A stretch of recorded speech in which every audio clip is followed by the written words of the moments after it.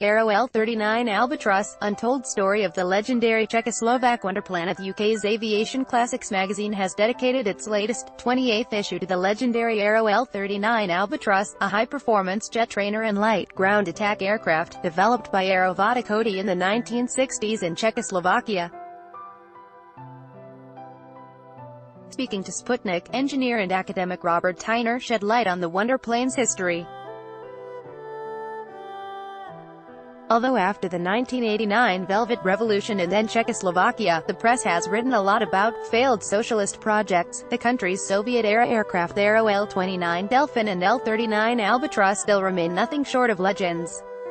Speaking to Sputnik Czech Republic, Robert Tyner, an engineer and the head of the Institute of Aerospace Engineering of the Faculty of Mechanical Engineering at the Czech Technical University in Prague, explained why the country's aerospace industry has since failed to modify the wonderplanes or develop something equally groundbreaking.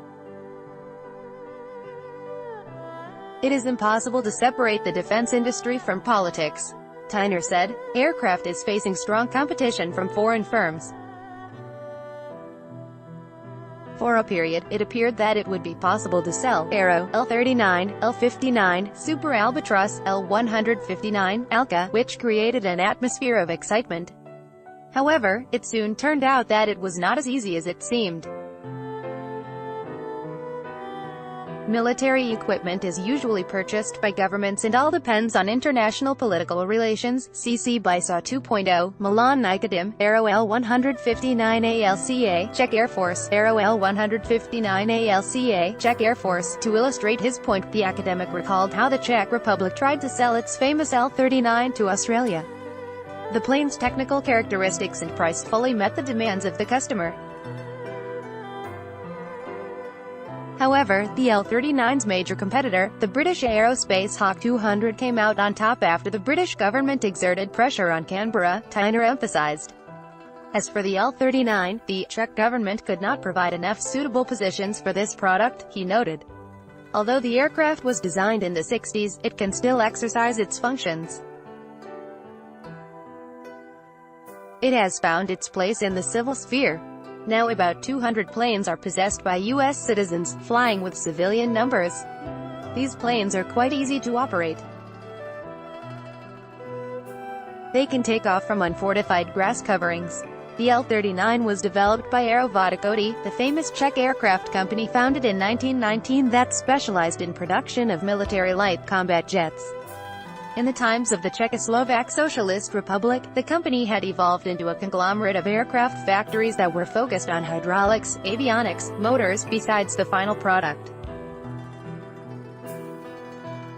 Tyner stressed that besides the L-29 and L-39 aircraft, Czechoslovakia, a relatively small country, could produce various sporting airplanes, such as Mravenotro-Avis's ZLINs, and sailplanes. The number of aircraft per capita in Czechoslovakia was exceptional, the engineer remarked. CC by SA 2.0, Rob Schleifert, L-29 Czech Rep. L-29 Czech Rep.